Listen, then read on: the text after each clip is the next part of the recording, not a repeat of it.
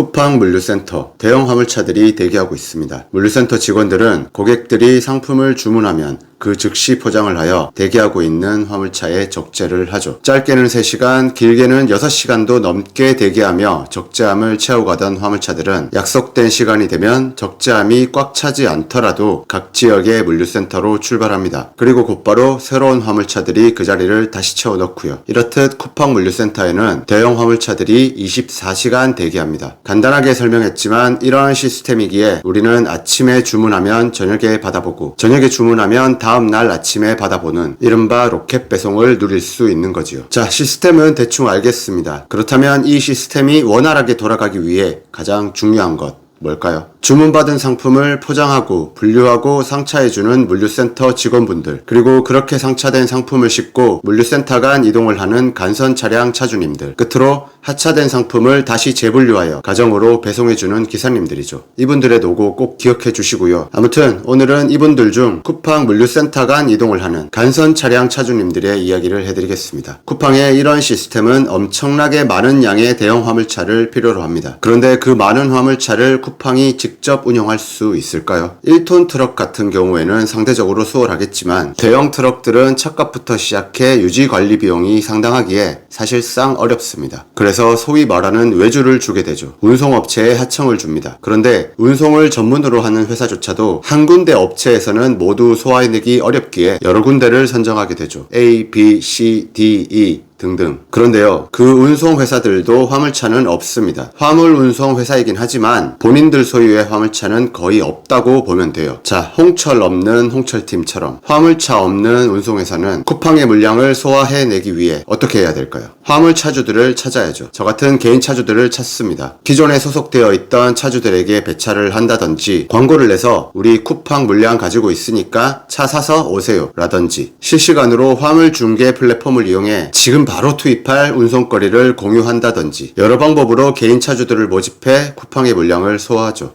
여기까지는 됐습니다. 어쨌든 정상적인 흐름이니까요. 여기까지는. 그런데 좀 복잡하죠? 사실 복잡하진 않은데 제가 설명을 잘 못해서 복잡하게 들리실 거예요. 그럼 잠깐 정리해 보겠습니다. 1. 쿠팡의 물량은 엄청나다. 그래서 아주 많은 대형 트럭이 필요하다. 2. 하지만 쿠팡이 그 많은 대형 트럭들을 직접 운용하기엔 부담이 크다. 3. 그래서 전문 운송업체들에게 하청을 준다. 4. 하지만 그 전문 운송업체들도 모두는 아니지만 대부분 대형 트럭을 소유하고 있지 않다. 5. 운송업체는 개인 차주들을 모집한다. 6. 쿠팡, 운송업체, 개인 차주 이런 순서로 관계가 이루어지고 비로소 운송 시작. 네, 좋습니다. 소비자들은 로켓 배송의 세상을 살게 되었고 화물차주들은 일거리가 더 생겨났습니다. 이대로라면 너무 좋습니다. 하지만 당연히도 사건이 발생합니다. 여기서 당연이라고 표현한 건 지나고 생각해보니 이런 일이 생길 수밖에 없었네 라는 생각에 당연이라고 표현한 거고요.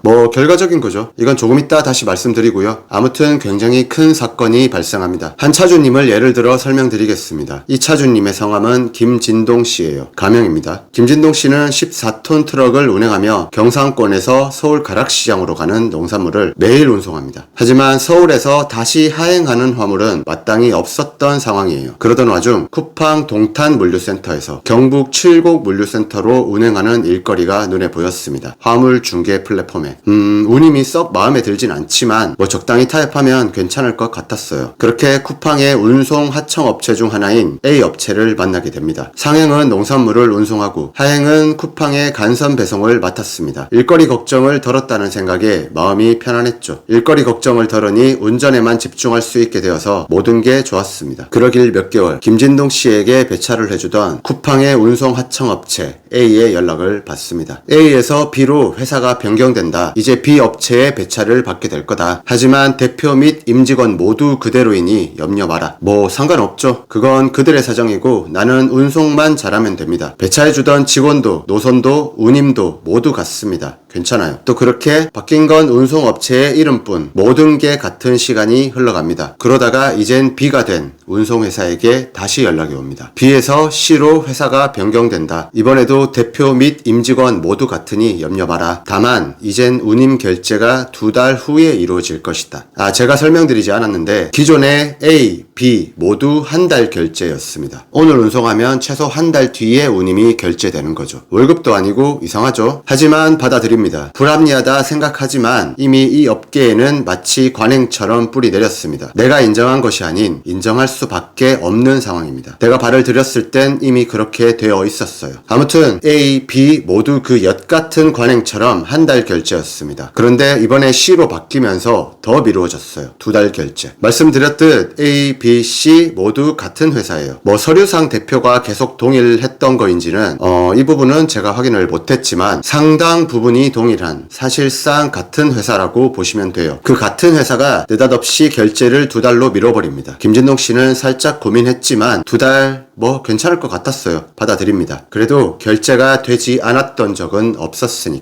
하지만 그즈음 이상한 소문들이 돌기 시작합니다. 그 회사 수상하다. 자, 약속했던 2달이 지났습니다. 그런데 결제가 되지 않아요. 경리부에 전화를 합니다. 그리고 떠도는 소문에 대해 질문도 함께 하죠. 근거 없는 소문입니다. 며칠 미뤄지긴 했지만 결제는 문제없이 될 거예요. 라는 답변을 받고 며칠쯤이야 기다리지 뭐. 네, 알았습니다. 라고 전화를 끊죠. 과연 어떻게 되었을까요? 정확히 확인된 피해자만 최소 400여 명, 피해 금액은 21억을 넘습니다. 그렇게 A에서 B, 그리고 C로 바뀌었던 업체는 잠적했습니다. 말이 21억이지 그건 받아야 할 돈입니다. 21억치의 운임을 받기 위해 지출했던 유류비, 통행료, 차량 유지비용까지 더하면 피해는 이루 말할 수 없습니다. 피해 금액에 따라 파산이 이어집니다. 가정이 파탄나고요. 웃음기가 사라진 집안에서 아이들은 눈치를 보기 시작합니다. 이른 새벽에 나가서 밤늦게 들어오기 늘 보고 싶었던 아빠인데 너무 자주 보고 있습니다. 사실 화물 운송 업계에서 흔한 일입니다. 이런 업체들의 부도, 그로 인한 차주들의 파산까지 너무 흔합니다. 최근에도 CJ 대한통운 택배 쪽을 하청하던 물류회사가 부도를 내었죠. 그래서 익숙한 소식이에요. 하지만 익숙하다 해서 이젠 그냥 지켜보고만 있을 수가 없을 것 같습니다. 다시 C업체로 돌아가 보겠습니다. 피해 차주들은 난리가 났습니다. 수십 번의 전화를 시도해야 겨우 연결되는 통화에서 C업체의 직원은 얘기합니다. 대표님은 돈을 구하러 다니고 계신다. 회사 명의 직영 차량을 매각해서 20-30%라도 변제를 하겠다. 쿠팡에서 운임을 너무 저단가로 책정해서 우리가 손해를 보며 배차할 수밖에 없었다. 그렇게 적자가 누적되다 보니 소위 말하는 만세를 부르게 된 거다. C업체의 직원이 하는 말이에요. 이거 머리 아픕니다. 하나씩 짚어볼게요. 물론 이건 어디까지나 저의 추측이니 이게 사실이라고 받아들이지는 않으시길 바랍니다. 우선 수십 번을 시도해야 연결되는 전화지만 어쨌든 연결이 되는 점, 대표님이 돈을 구하러 다니고 있다고 얘기하는 점, 본인들 갖고 있는 차를 매각해서 일부라도 변제를 하겠다고 하는 점, 이거 모두 사기죄가 성립되지 않기 위해 하는 행동이라고 매우 보여지고요. 쿠팡에서 운임을 너무 저단가로 책정해서 본인들이 손해를 보며 배차를 하다 보니 부도가 났다는 건 혹시 쿠팡에게 약점이라도 잡혔나요? 아니면 이거 역시 쿠팡의 갑질이라는 건가요?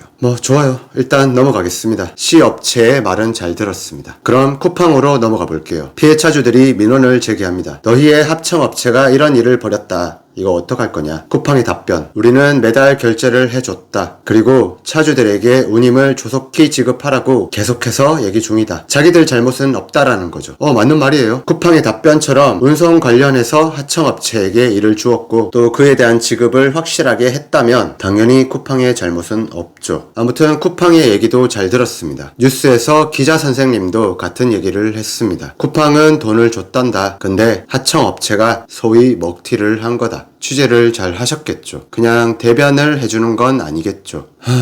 뉴스에서도 이렇게 얘기를 하네요. 또 이렇게 흐지부지 되는 건가요? 쿠팡은 우린 돈 줬다. 그 돈을 받은 놈들은 이러저러해서 부도가 날 수밖에 없었다. 하지만 변제를 위한 노력 중이니 우리 사기친 거 아니다. 그러는 동안 피해 차주들은 죽어나가고 늘 반복됐던 것처럼 또 이렇게 지나가나요? 자, 여기까지가 이번 사건의 개요 정도라고 보면 될 것 같고요. 이제부터는 이 문제에 대해서 조금 더 구체적인 얘기를 해보고 싶습니다.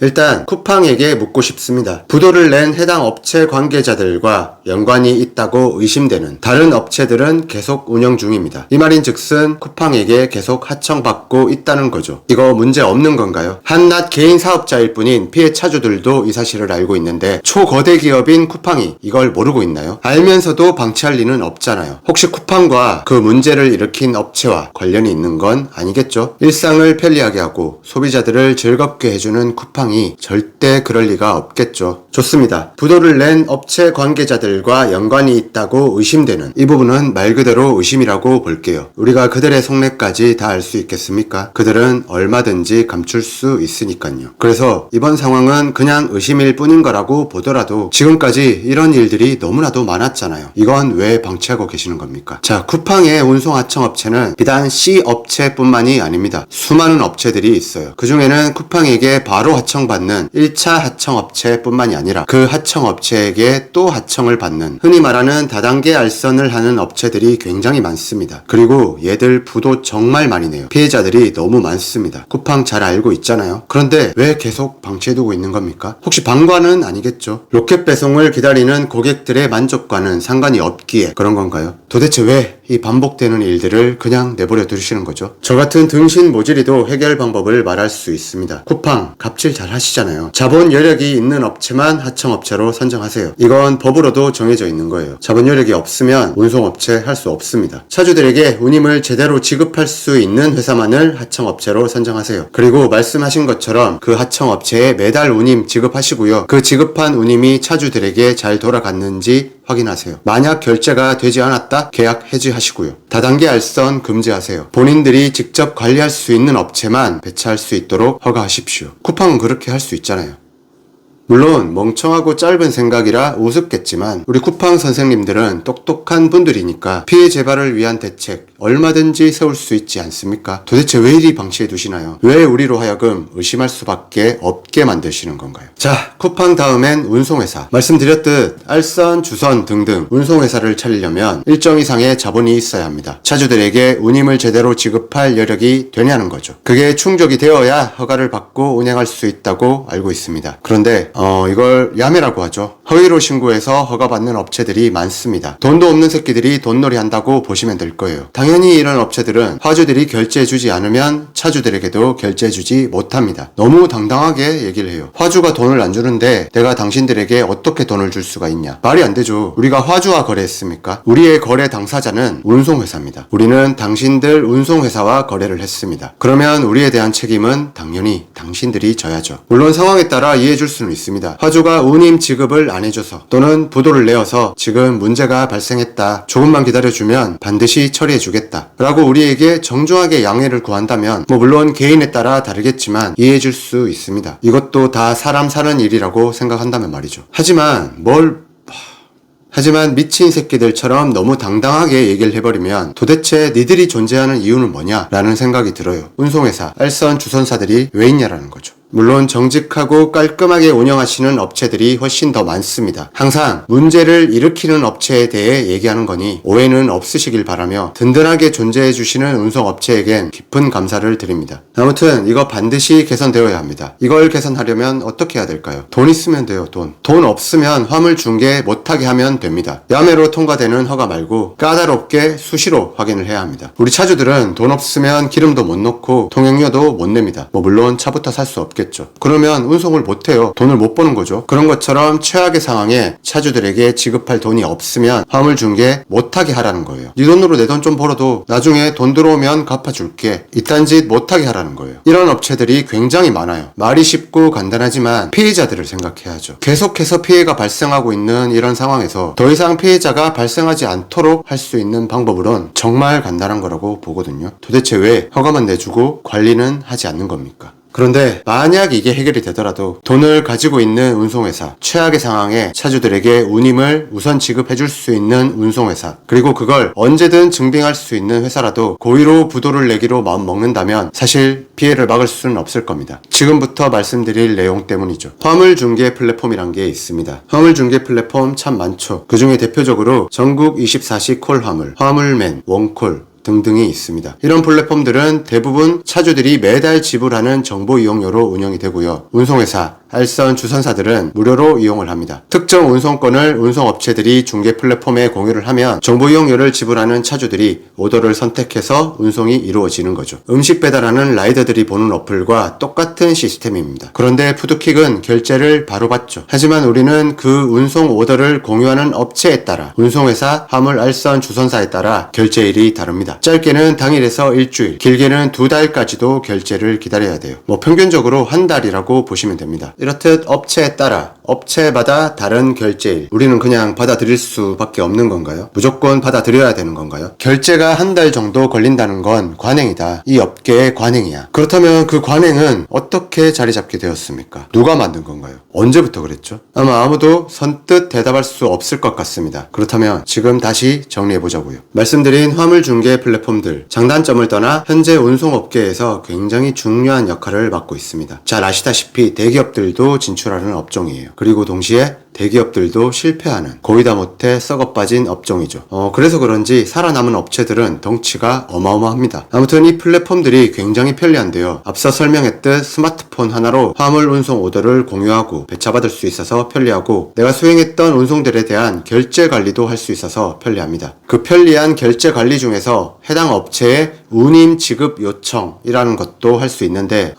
독촉이죠. 독촉. 내 돈 안 주고 있는 애들에게 돈 빨리 달라고 요청하는 거예요. 그런데 이게 아무 때나 할 수 있는 게 아닙니다. 오늘 일하고 내일 돈이 들어오지 않았다고 해서 할 수 있는 게 아니라 한 달이 지나야 할 수 있어요. 운임 지급 요청, 이 글자 자체가 한 달이 지나야 활성화돼요. 물론 굳이 전화하지 않고 터치 한 번으로 운임 도촉을 할 수 있다. 굉장히 편리하긴 하지만 그런데 이 한 달이란 시간, 이건 어떤 식으로 누가 정했나요? 물론 직접 전화해서 독촉하는 건 언제든 가능하겠지만, 제가 말하고자 하는 건 이런 거대 플랫폼이 한 달이라는 시간 정도는 결제가 되지 않아도 괜찮은 시간이다 라고 인정하는 것 같다라는 거죠. 한 달이 지나야 활성화되는 운임 지급 요청, 제가 이렇게 생각하는 게 무리는 아닌 것 같습니다. 우리가 정했어, 한 달 정도는 지급되지 않아도 괜찮아 라고 하는 것 같다라는 거죠. 그럼 사람들은 어떻게 생각할까요? 저 역시도 마찬가지입니다만, 한 달 기다리지 뭐, 앞으로는 점점 더 심해질 겁니다. 마치 당연한 것처럼 차주들이 한 달 정도는 기다려주지 뭐 라고 생각하는 것과 한 달은 기다려야 하는구나 라고 생각하는 건 많이 다릅니다. 물론 업체의 규모가 클수록 매일 혹은 매주 결제하기가 쉽진 않을 겁니다. 하지만 이 부분은 우릴 납득시키거나 아니면 개선을 하거나, 그건 본인들의 몫이라고 보고요. 뭐가 됐든 당연하게 화주 핑계는 대지 마십시오. 화주가 결제를 안 해줘서 딜레이 된다, 그래서 너희는 기다릴 수밖에 없다,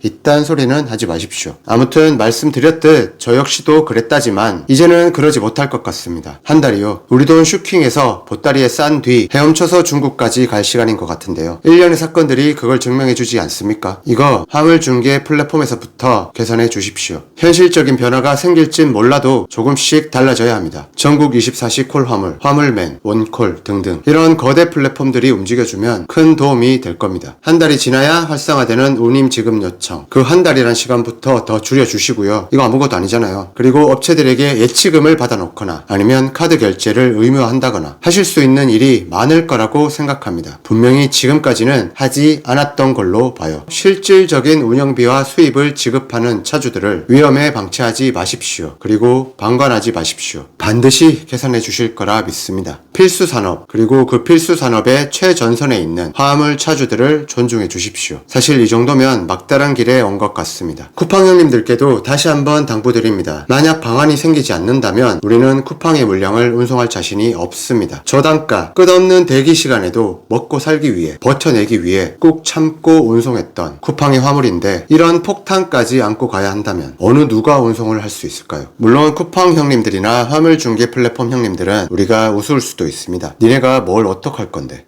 네, 맞죠. 제가 봐도 지금까지는 그랬던 것 같습니다. 뭘 하지 않았기 때문에, 뭘 어떡하지 않았기 때문에 이 모양 이 꼴이 되었죠. 하지만 언제까지 그렇지만은 않을 겁니다. 네, 얘기가 많이 길어졌습니다. 길면서도 무슨 말인지 선뜻 이해하기 어려운 그런 설명과 얘기들이었을 텐데요. 참 죄송합니다. 전달을 잘 하고 싶었는데 역시 모자란 능력으로 인해 오늘도 그러지 못한 것 같습니다. 다만 우리 형님들은 제가 개떡같이 얘기해도 찰떡처럼 잘 알아주시니까 조금은 우리네가 처한 현실에 대해 관심이 더 생기셨을 거라고 믿겠습니다. 제가 이런 얘기를 하면 니까짓 게 뭔데 이런 얘기를 하냐, 네가 아는 게 뭐가 있다고, 우리의 입장에 대해, 우리의 현실에 대해 네가 뭘 아냐 라며 말씀하시고 또 싫어하시는 분들이 많으실 것 같은데요.